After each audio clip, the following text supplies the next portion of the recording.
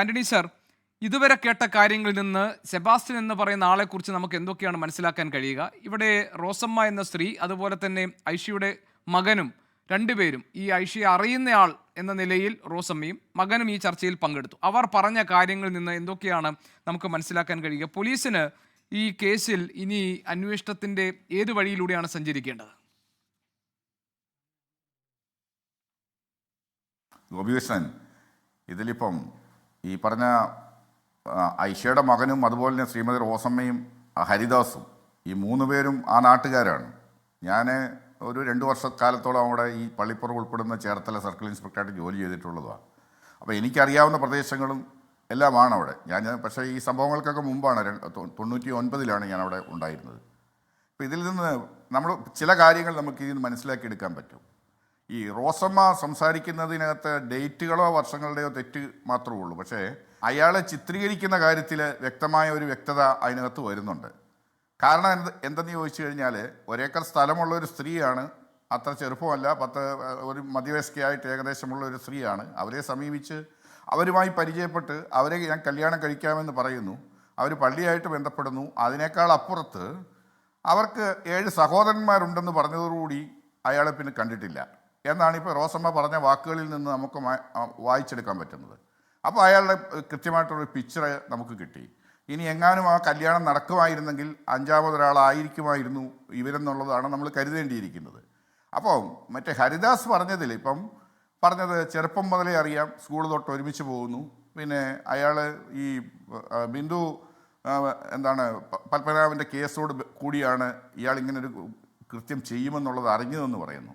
അതേസമയം തന്നെ അയാൾ ചെറിയ പ്രായം തൊട്ട് തന്നെ ചെറിയ മോഷണവും അതുപോലെ തന്നെ ആൻറ്റി സോഷ്യൽ ആക്ടിവിറ്റീസും അങ്ങനെയുള്ള രീതിയിൽ വളർന്നു വരുന്നതാണ്. ഞാനും മനസ്സിലാക്കുന്നത് അങ്ങനെ തന്നെയാണ്, ഈ പറഞ്ഞതുപോലെ തന്നെയാണ്. അയാൾ 50 വയസ്സ് വരെ കല്യാണം കഴിക്കാതിരുന്നു. അല്ലെ, അതൊരു പ്രശ്നമല്ല ഞാൻ പറഞ്ഞത്. ഈ എല്ലാ കുറ്റകൃത്യങ്ങളും തുടക്കത്തിൽ തന്നെ വലിയ കുറ്റവാളികളായിരിക്കണമെന്നില്ല. ചെറിയ ചെറിയ കുറ്റകൃത്യങ്ങൾ ചെയ്ത് അയാൾ കുറച്ചുകൂടെ കാശിന് ആവശ്യം വരികയും അതല്ലെങ്കിൽ വേറൊരു രീതിയിലേക്ക് കാശ് സമ്പാദിക്കാൻ പറ്റുമെന്നുള്ളൊരു മാർഗം കണ്ടെത്തുമ്പോഴാണ് ഈ രീതിയിൽ വന്നത്. നമ്മൾ പ്രത്യേകം ശ്രദ്ധിക്കേണ്ട ഒരു കാര്യം ഇതിനകത്തുണ്ട്. ഈ ബിന്ദുവിൻ്റെ കേസിൽ ബിന്ദു മിസ്സിങ് ആവുന്നത് 2002-ലാണ്. അവരുടെ ഭൂമി, എടപ്പള്ളിയിലുള്ള ഭൂമി 3.5 കോടിക്കോ മറ്റോ വിൽക്കുന്നത് 2013-ലാണ്. ആ 2013 വിൽക്കുമ്പോൾ ഈ പറഞ്ഞ ബിന്ദു ജീവിച്ചിരിപ്പില്ല. അതിനർത്ഥം ആ ബിന്ദു മരിച്ചു പോവുകയോ അല്ലെങ്കിൽ പൂർണ്ണമായിട്ടും ബിന്ദു പിക്ചറിലില്ല. കാരണം 10 വർഷക്കാലത്തോളം അവരെപ്പറ്റി യാതൊരു വിവരവും നമുക്ക് കിട്ടുന്നില്ല. അവരുടെ ബന്ധുക്കൾക്കോ പൊതുജനങ്ങൾക്കോ ആർക്കുമില്ല.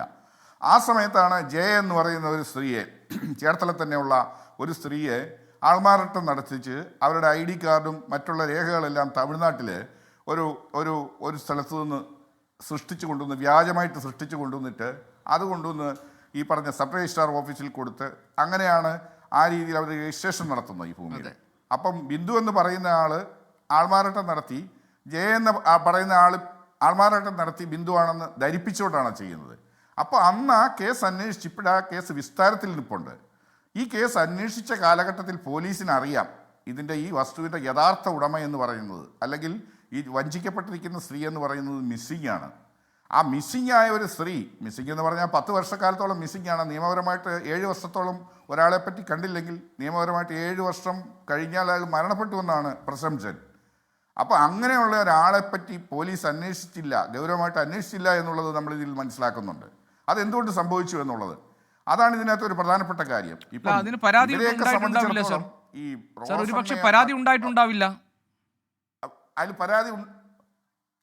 പരാതി ഉണ്ടായാലും ഇല്ലെങ്കിലും ഒരു 10 വർഷക്കാലമായിട്ട് ഈ വിഷയമായിട്ട് ബിന്ദുവിൻ്റെ വസ്തു ഇടപാടുമായിട്ട് ബന്ധപ്പെട്ട കാര്യങ്ങളിൽ മാധ്യമങ്ങളിൽ വാർത്തകൾ വരുന്നുണ്ട്. അപ്പോൾ അത് ശ്രദ്ധിക്കപ്പെട്ടോ ഇല്ലയോ എന്നുള്ളത് എനിക്ക് അറിഞ്ഞുകൂടാ. ഏതായാലും ഈ ഒരു സ്ത്രീ ഒരു വീട്ടിൽ നിന്ന് പോയി ഒരുവിധം നല്ല രീതിയിൽ ജീവിച്ചു വരുന്ന ഒരു സാഹചര്യത്തിലുള്ള ഒരു സ്ത്രീയെ കാണാതായിട്ട് 10 വർഷക്കാലത്തേക്ക് പരാതി ഇല്ലാതിരിക്കുക എന്ന് പറഞ്ഞാൽ അത് സ്വാഭാവികമായിട്ടും നമുക്ക് അങ്ങനെ ചിന്തിക്കാൻ പറ്റുമോ? പരാതി ഉണ്ടായിരുന്നിരിക്കാം, അല്ലെങ്കിൽ പോലീസിൻ്റെ ശ്രദ്ധയിൽ ആ സമയത്ത് വന്നിട്ടുണ്ടല്ലോ ഇത് കാണാതെ പോയ ഒരു സ്ത്രീയുടെ പ്രോപ്പർട്ടിയാണെന്നുള്ളത്. അപ്പോഴും അതിനകത്തൊരു ഗൗരവതരമായ ഒരു അന്വേഷണം നടന്നോ എന്ന് അറിഞ്ഞുകൂടാ. അതിൻ്റെ സാഹചര്യം എന്താണെന്നും നമുക്ക് മനസ്സിലാകുന്നില്ല. അതേ സാഹചര്യം തന്നെയാണ് പിന്നീട് തുടർന്ന് അതിൽ പിടിക്കപ്പെടാതെയോ അല്ലെങ്കിൽ അതിലേക്ക് വെളിവാകപ്പെടാതെയോ വന്നു കഴിഞ്ഞപ്പോൾ ഇയാൾ വീണ്ടും ആളുകളെ അതിലേക്ക് കൊണ്ടുവന്ന് തട്ടിപ്പ് നടത്തുക എന്നുള്ളതാണ്. അത് ശരിയായ രീതിയിൽ തെളിവുകൾ ശേഖരിച്ച് അന്വേഷിച്ചാൽ ഇതിൽ ഉൾപ്പെട്ട ഈ തട്ടിപ്പ് കേസിൽ ഉൾപ്പെട്ട പ്രതികളെ തന്നെ ചോദ്യം ചെയ്താൽ ആ സംഭവത്തിൽ എന്ത് നടന്നു എന്നുള്ളത് പോലീസിന് മനസ്സിലാക്കാൻ സാധിക്കും. ഇതിൽ കൂട്ടുപ്രതികളുണ്ട്, 7 പ്രതികളാണ് അതിനകത്ത് മൊത്തമായിട്ടുള്ളത്. ഒരു ബ്രോക്കർ, ലോറി ബ്രോക്കറുണ്ട്, അയാളാണ് ഇതിനെ ഇടപാടാക്കി കൊടുത്ത് ഈ രേഖകൾ ശരിയാക്കി കൊടുത്തത്. പിന്നെ രജിസ്റ്റർ ഓഫീസിലെ ഒരു സ്റ്റാഫുണ്ട്, പിന്നെ മറ്റൊരു തമിഴ്നാട്ടിൽ നിന്നുള്ള ഒരാൾ രേഖകൾ വ്യാജമായിട്ട് ഉണ്ടാക്കിയ ആളുണ്ട്. അങ്ങനെ പിന്നെ ഈ പറഞ്ഞതുപോലെ സെബാസ്റ്റ്യൻ്റെ അടുത്ത കൂടെ നടക്കുന്ന രണ്ട് വ്യക്തികളുണ്ട്. അവരുടെ പേരിലേക്കാണ് ആദ്യം ഈ ഭൂമി മാറിയതെന്നാണ് ഞാൻ മനസ്സിലാക്കുന്നത്.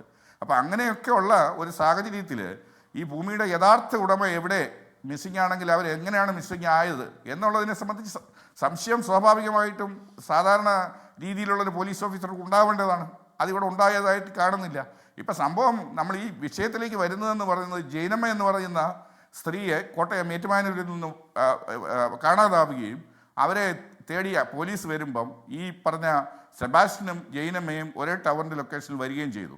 അങ്ങനെ ആ കേസിൻ്റെ അന്വേഷണം വന്ന ആ സാഹചര്യത്തിലാണ് സെബാസ്റ്റ്യനിലേക്ക് അന്വേഷണം വരുന്നത്. അപ്പോൾ നമ്മൾ ഇതെല്ലാം കൂടെ കൂട്ടി വായിക്കേണ്ടതുണ്ട്. ഇപ്പം ഈ പറഞ്ഞ ഐഷയുടെ തിരോധാനവും അതുപോലെ തന്നെ സിന്ധു എന്ന് പറഞ്ഞ 2020 തിരുവിഴ എന്ന് പറഞ്ഞ സ്ഥലത്ത് നിന്ന് മകളുടെ കല്യാണത്തിന് 2 ദിവസം മുമ്പാണ് പോയിരിക്കുന്നത്. അത് നമ്മളൊന്ന് ശ്രദ്ധിക്കണം. കാരണം മകളുടെ കല്യാണത്തിന് വേണ്ടി തയ്യാറെടുത്തിരിക്കുന്ന ഒരു അമ്മ, 43 വയസ്സ് മാത്രമേ ഉള്ളൂ. ആ സ്ത്രീയെ എവിടെയാണെന്ന് പോലും അറിയാത്ത രീതിയിൽ അവരെ കാണുന്നില്ല, അവരെ അപ്രത്യക്ഷമാവുന്നു. ആ കേസിൻ്റെ അന്വേഷണം എന്താണെന്ന് നമുക്ക് മനസ്സിലാകുന്നില്ല. ഈ പറയുന്ന എല്ലാ ആളുകളും, ഈ സ്ത്രീകളെല്ലാവരും തന്നെ സാമ്പത്തികമായിട്ട് നല്ല നിലയിൽ എന്ന് പറയാൻ പറ്റില്ലെങ്കിലും അത്യാവശ്യം സുരക്ഷിതമായിട്ടുള്ള സാഹചര്യങ്ങൾ ഉള്ളവരാണ്. അവർക്കെല്ലാം 40 വയസ്സിനും 50 വയസ്സിനും ഒക്കെ ഇടയിൽ മെച്ചപ്പെട്ട സാമ്പത്തിക സ്ഥിതി ഉള്ളവരാണ്, ഒറ്റയ്ക്ക് കഴിയുന്നവരാണ്. സാർ പറഞ്ഞ പോലെ തന്നെ മധ്യവയസ്സുള്ള സ്ത്രീകളുമാണ്. പക്ഷേ സാർ, 1 മിനിറ്റ് ഞാൻ വരാം.